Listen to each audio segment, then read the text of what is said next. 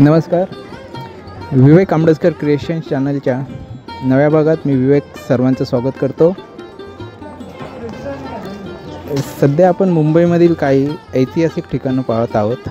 त्यापैकी एक मुंबईमधील पवई येथील श्री सुवर्ण नाग मंदिर आज आपण पाहणार आहोत. चला तर मग आज जाऊ.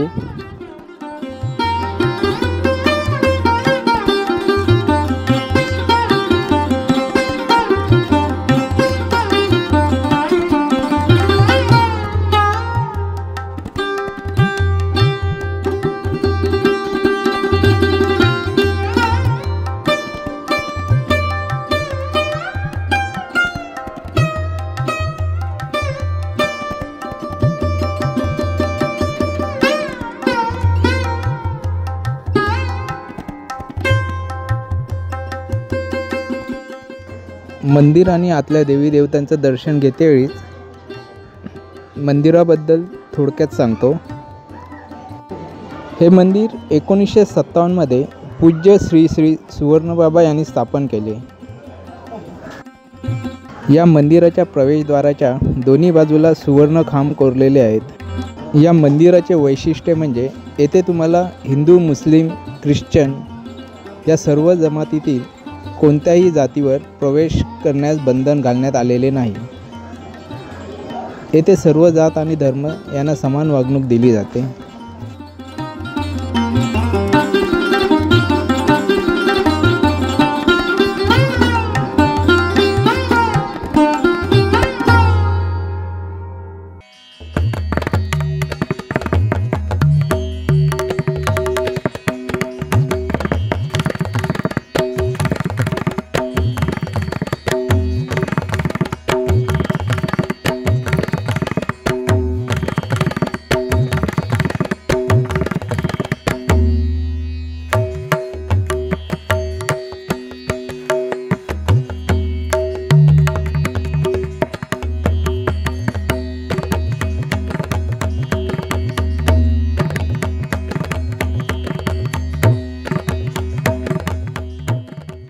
आपण सुवर्ण बाबांबद्दल थोडी माहिती घेऊ.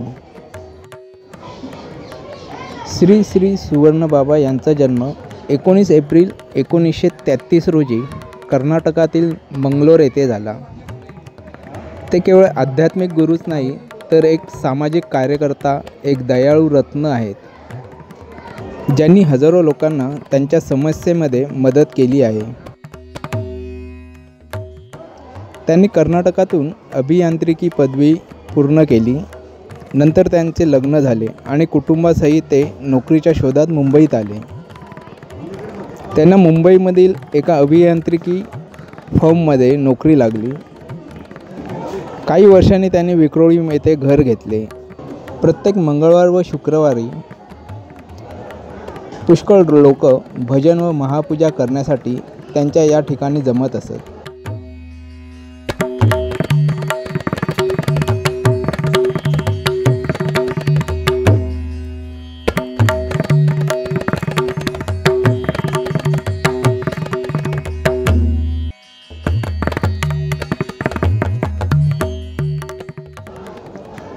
एका सकाळी सुवर्णबाबांनी स्वामी नित्यानंदजींचा आशीर्वाद घेण्यासाठी गणेशपुरीला जायचे ठरवले.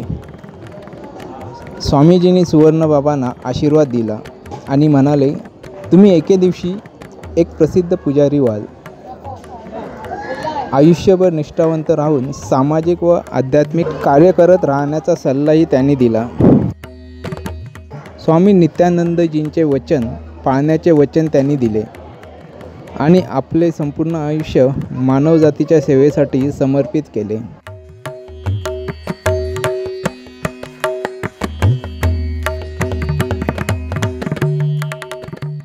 अशाच एका संध्याकाळी कामावरून परतत असताना एक वृद्ध महिलेने त्यांना देवीचे चित्र दिले आणि त्यांना सांगितले की दररोज पूजा करा.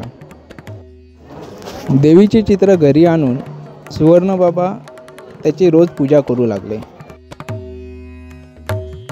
काही महिन्यानंतर बाबा आपल्या सहकाऱ्यांसह आदि शंकराचार्य मार्गावरून जात असताना बाबा ज्यात प्रवास करायचे ते वाहन एका जागेवर अडकले आणि हे असे 3-4 वेळा घडले. एके दिवशी वाहन त्या जागी अडकून पडले. अनेक तास दुरुस्ती होऊ शकली नाही. त्यावेळी त्यांना तेथे दिव्य शिवलिंग 5 डोक्यांच्या नागाने वेढलेले दिसले. बाबांच्या लक्षात आले की ही काही सामान्य जागा नसून ती देवाच्या अज्ञात शक्तीने भरलेली आहे. या घटनेनंतर ती म्हातारी बाई त्यांना येथे कायमस्वरूपी राहण्यास सांगायची.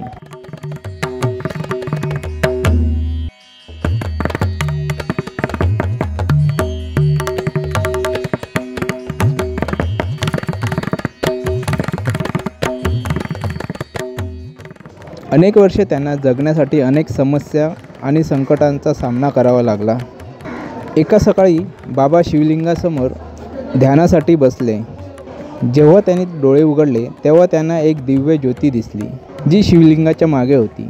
नंतर आध्यात्मिक प्रवासाविषयी अधिक ज्ञान मिळवण्यासाठी ते केरळ येथील शिवगिरी मठ येथे त्यांच्या आध्यात्मिक गुरूंकडे उपदेश घेण्यासाठी गेले आणि त्यांच्याद्वारे त्यांना पवई येथील पंचकोटीर या पवित्र स्थानात रुजलेल्या देवीचे नाव श्री महाशैरुंदमालिनी म्हणून ओळखले गेले.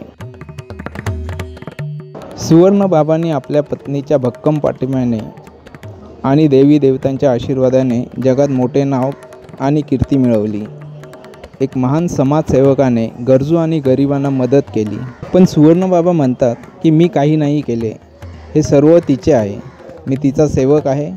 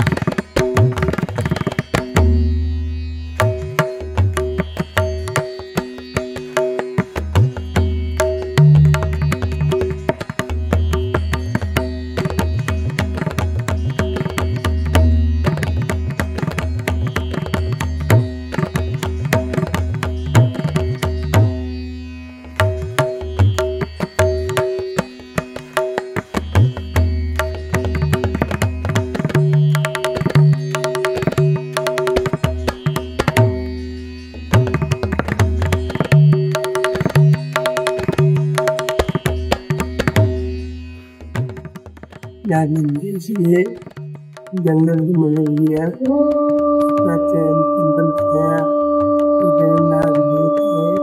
ऐसे भी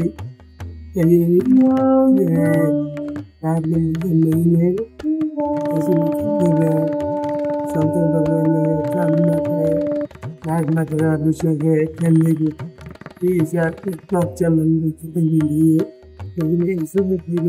मंदिर ये काम भगवान ने अच्छा करके दिएगा। बहुत करके जाता है सब मेरा देवी भी है भगवान ने सब खाने लिए ये आगे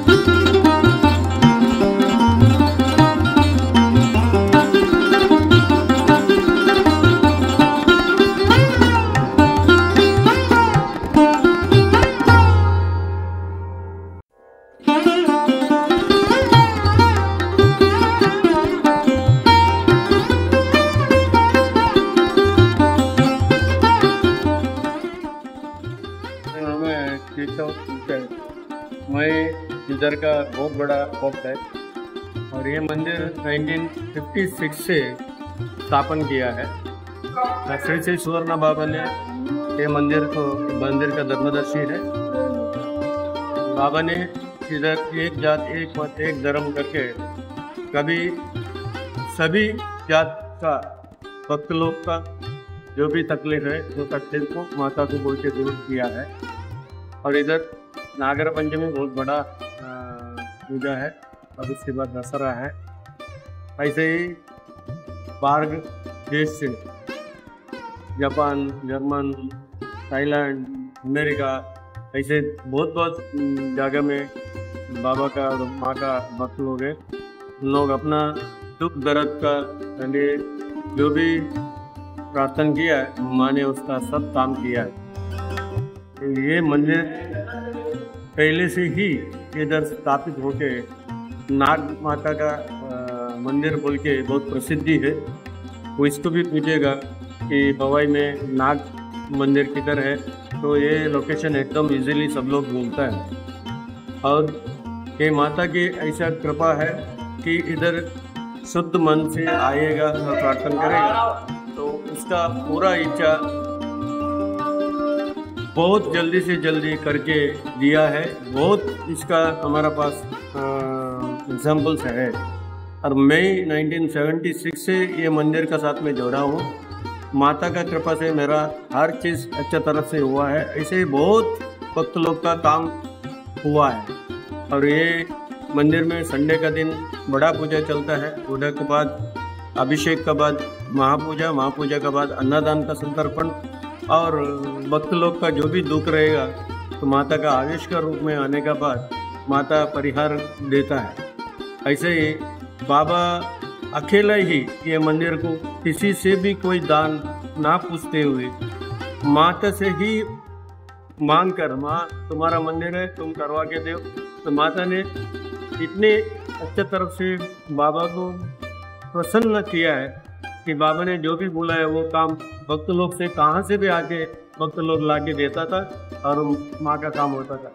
बाबा को कभी भी आज तक धर्मदर्शी को कभी भी माँ ने किसी का घर घर जाके मांगने के जैसे कभी काम दिया नहीं। ये इधर का माता का बहुत बड़ी प्रसिद्धि है। ये माँ बोलेगा तो किसी को भी इसका बारे में बोलना ये बहुत कम होगा कि इतने पवित्र है और इतने अच्छे से भक्त लोग का पूरा काम किया है। इसके लिए के माता का नाम ही है महाशेष रुंडा मालिनी। महाशेष बोलेगा तो नाग है, रुंडा मालिनी बोलेगा तो काली माता। इसका ये सब परिवार देवता सब 36 परिवार देव है। सब लोग ने अच्छे तरफ से पालन करके काम किया है। सब बच्चे लोग को पालन किया है, सब भक्त लोग को पालन किया है। ऐसे ही ये भवाई का ग्राम देवता बोल के प्रसिद्धि है। ये मंदिर का हम लोग अभी सोच रहा है कि आगे का अभिवृद्धि करने का। ये सभी भक्त लोग से प्रार्थना है कि अभिवृद्धि का टाइम पे सब लोग तन मन धन से आप लोग का इच्छा से सेवा करें और माता का सेवा करें और आप सभी की कामना पूरा माँ करेगा, इतना हमको भरोसा है।